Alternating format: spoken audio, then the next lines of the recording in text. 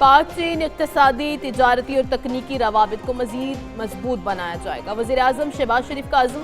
Chinese academy of agriculture کے دورے پر خطاب۔ کہا سی پیک 2 کے تحت اے آئی اور آئی ٹی 4 اہم ترین ترجیحی پروگراموں میں شامل ہے۔ چینی کمپنیوں کو کاروبار کے فروغ کے لیے بھرپور تعاون فراہم کریں گے۔ زرعی تعاون کے لیے مفاہمتی معاہدوں کو عملی پیش رفت کی ضرورت ہے۔ پاکستان کے زرعی شعبے میں تمام اہداف کے حصول کے لیے کام کریں گے۔ ہمیں اپنا مستقبل محفوظ بنانے کے لیے نوجوانوں کو بااختیار بنانا ہے۔ حقیقی معنوں میں زرعی تبدیلی کے لیے تحقیقی مراکز کو دوبارہ فعال بنانا ہوگا۔ تحقیق و ترقی کے فروغ کے لیے نئی صلاحیتوں کو سامنے لانا ہوگا۔ وزیر اعظم کو کاسٹ کی جانب سے اعزازی پروفیسر شپ سے نوازا گیا۔ وزیر اعظم شہباز شریف 4 روزہ دورہ مکمل کر کے وطن واپس آ گئے۔ چینی وزارت خارجہ کی نائب وزیر اور دیگر اعلیٰ حکام نے الوداع کیا۔ پاک چین تعلقات نئی اسٹریٹجک بلندی پر پہنچ گئے۔ مشترکہ اعلامیے میں نئے دور کی بین الاقوامی برادری کے قیام پر اتفاق۔ چین اور پاکستان کا سی پیک 2.0 کو تیز رفتار کرنے پر اتفاق۔ وزیر اعظم کے دورہ چین کے اختتام پر پاک چین مشترکہ اعلامیہ جاری۔ دفاع، سلامتی اور انسداد دہشت گردی تعاون میں وسعت دینے کا اعلان۔ چین پاکستان سیکورٹی پارٹنرشپ کے قیام پر اتفاق۔ خطے میں امن و استحکام کے لیے مشترکہ کردار پر زور۔ چین کا پاکستان کی خود مختاری، سلامتی کے لیے غیر متزلزل حمایت کا اعادہ۔ مصنوعی ذہانت، ڈیجیٹل معیشت، خلائی تعاون میں اشتراک بڑھانے پر بھی اتفاق۔ چین نے پاکستان کی معاشی بحالی اور اڑان پاکستان پروگرام کو سراہا۔ چین کی مسئلہ کشمیر کو اقوام متحدہ کے قراردادوں کے مطابق حل کرنے کی حمایت۔ چین نے ایران امریکہ جنگ بندی میں پاکستان کے کردار کو خراج تحسین پیش کیا۔ مشترکہ اعلامیے میں دہشت گردی کے معاملے پر دوہرے معیار کی مخالفت، عالمی تعاون بڑھانے پر بھی زور دیا گیا۔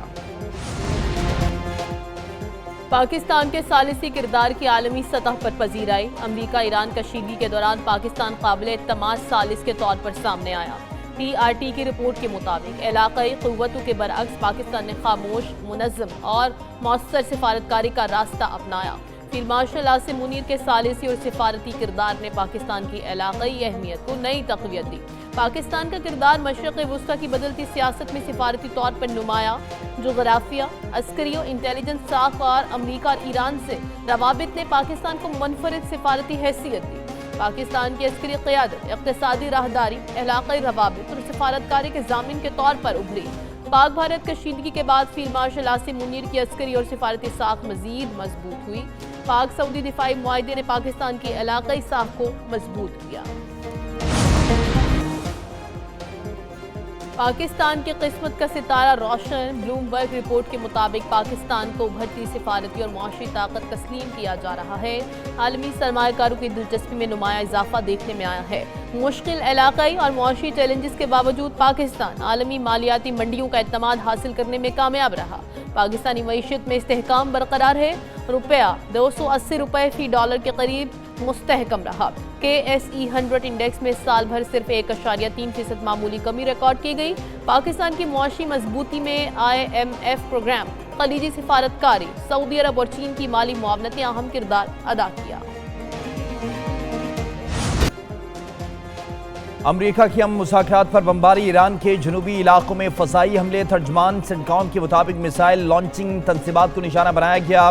بارودی سرنگیں بچھانے والی ایرانی کشتیوں پر بھی حملہ کیا۔ ایرانی علاقوں اور کشتیوں پر کارروائی حفاظتی اقدامات کے تحت کی گئی۔ امریکی فوج کے مطابق جاری جنگ بندی کے دوران تحمل کا مظاہرہ کرتے ہوئے دفاع کیا جائے گا۔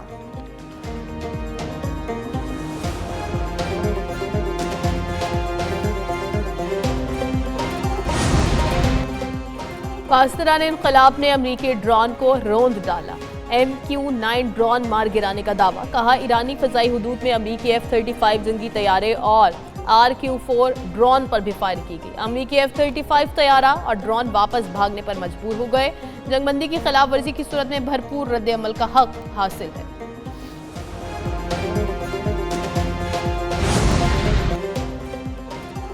اللہ اکبر پر یقین ہے، یہی ہمارا سب سے بڑا ہتھیار ہے۔ ایرانی سپرنگ لیڈر کی دشمن کو للکار۔ مصباح خامنائی کا حج کے موقع پر پیغام۔ کہا ایران اور لبنان میں شاندار فتح کا سبب اللہ اکبر کے عقیدے پر یقین ہے۔ اسلامی اتحاد کی بنیاد اللہ اکبر کے نعرے اور عقیدے پر ہے۔ اسی جذبے نے مسلم امہ کو مختلف خطوں میں متحد رکھا ہے۔ امریکی جارحیت کے جواب میں ہتھیار نہ ڈال کر تھپڑ رسید کیا۔ دشمن کو تباہ کن حملوں سے بالکل بے بس کیا۔ خطے میں صہیونی نظام اپنے کمزور اور اختتامی مراحل کی طرف بڑھ رہا ہے۔ مسلم ممالک کو بیرونی دباؤ سے آزاد کردار ادا کرنا چاہیے۔ یہ خطہ اب امریکی اڈوں کے لیے نہیں ہے۔ امریکہ کے پاس اب تخریب کاری کے لیے خطے میں کوئی محفوظ پناہ گاہ نہیں ہے۔ بمباری سے کچھ نہ ملا، ٹرمپ نے دھمکیوں کو ہتھیار بنا لیا۔ کہا ایران افزودہ یورینیم امریکہ کے حوالے کرے، افزودہ یورینیم امریکہ لا کر تلف کی جائے یا پھر کسی دوسری جگہ پر افزودہ یورینیم کو تلف کیا جائے۔ اٹامک انرجی کمیشن یا مساوی ادارہ اس عمل اور واقعے کا گواہ ہو یا پھر ایران کے اشتراک سے کسی قابل قبول مقام پر تلف کر دیا جائے۔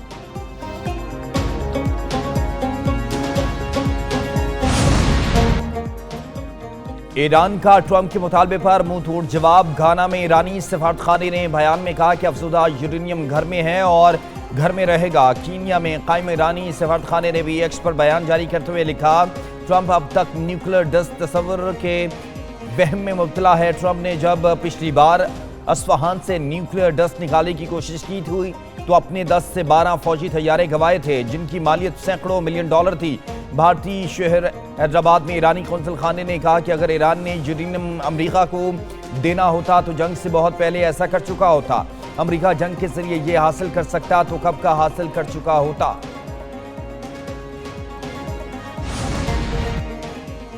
ایرانی مسلح افواج نے امریکہ اور اسرائیل کو خبردار کر دیا۔ ترجمان بریگیڈیئر جنرل ابو الفضل شکارچی نے کہا، امریکہ یا اسرائیل نے حملہ کیا تو زیادہ طاقتور سے جواب دیں گے۔ ایران نے ممکنہ حملے کی صورت میں اپنے اہداف پہلے ہی طے کر رکھے ہیں۔ دشمن کو نئی حکمت عملی اور غیر متوقع سرپرائز کا سامنا کرنا پڑے گا۔ اگر خطے میں دوبارہ جنگ چھڑی تو کارروائیاں مشرق وسطی سے باہر تک پھیل سکتی ہیں۔ ایران کی تیل برآمدات روکنے کی کوشش کی گئی تو ایران پورے خطے سے تیل کی ترسیل بند کر دے گا۔ عید چند گھنٹے کی دوری پر سستا جانور دور دور تک دکھائی نہ دیا۔ کراچی میں سنت ابراہیمی کی ادائیگی کے لیے جانور ناپید، مویشی منڈیوں کے زیادہ تر جانور فروخت ہو گئے۔ اب بقیہ جانوروں کی قیمت آسمان پر، خریداروں کو سستے جانوروں کی تلاش۔ کوئٹہ کی منڈیوں میں گہما گہمی عروج پر جانوروں کے نرخ 7ویں آسمان پر۔ عید پر باربیکیو کی تیاری بھی اس بار آسان نہ ہوگی۔ سیخیں، انگیٹھیاں اور قیمہ بنانے والی مشینوں کی قیمتیں آسمان سے باتیں کرنے لگی۔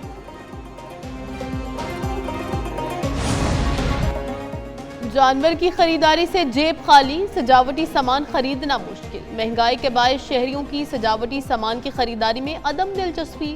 بازاروں میں سجاوٹی سامان تو موجود مگر خریدار غائب، گاہک نہ ہونے سے دکاندار پریشان۔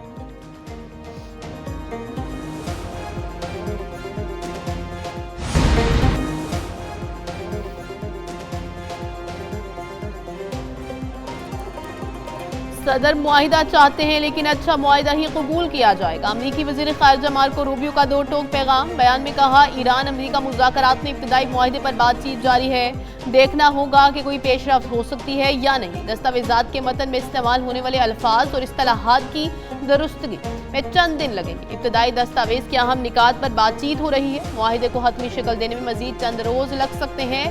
یا تو بہتر ڈیل ہوگی یا پھر کوئی ڈیل نہیں ہوگی۔ آبِ ہرمز ہر صورت کھلی رہے گی۔ ڈونلڈ ٹرمپ کی عرب رہنماؤں سے فون کالز کی گفتگو افشا ہو گئی۔ ایگزوس کے مطابق ڈونلڈ ٹرمپ نے عرب رہنماؤں پر زور دیا کہ وہ ابراہم معاہدے میں شامل ہوں۔ ٹرمپ کے مطالبے پر عرب رہنما اس قدر حیرت زدہ تھے کہ خاموشی اختیار کیے رہے۔ کافی دیر تک خاموشی چھائی رہی تو ٹرمپ نے پوچھا کیا رہنما کال پر ہیں۔ ٹرمپ نے فون کال یہ کہہ کر ختم کر دی کہ ان کے نمائندے آئندہ ہفتوں میں رابطہ کریں گے۔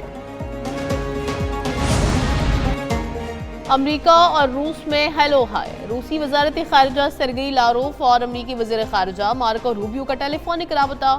امریکی وزارت خارجہ کے مطابق دونوں رہنماؤں نے روس یوکرین جنگ کی تازہ صورتحال پر گفتگو کی۔ دو طرفہ تعلقات کو بہتر بنانے پر بھی تبادلہ خیال کیا گیا۔ ایران جنگ کا معاملہ گفتگو میں زیر بحث آیا۔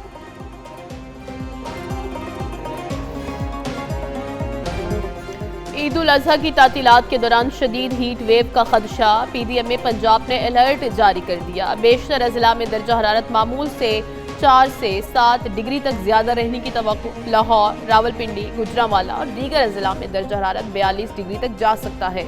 ملتان، ڈیرہ غازی خان، بہاولپور، رحیم یار خان، سرگودھا میں پارا 50 ڈگری تک پہنچنے کا خدشہ۔ پی ڈی ایم اے کی شدید دھوپ میں غیر ضروری سفر اور باہر نکلنے سے گریز کی ہدایت۔ سندھ کے بلائی اضلاع میں پارا 50 ڈگری تک جانے کا امکان۔ حیدرآباد، میرپور خاص اور بدین میں درجہ حرارت 47 ڈگری تک جائے گا۔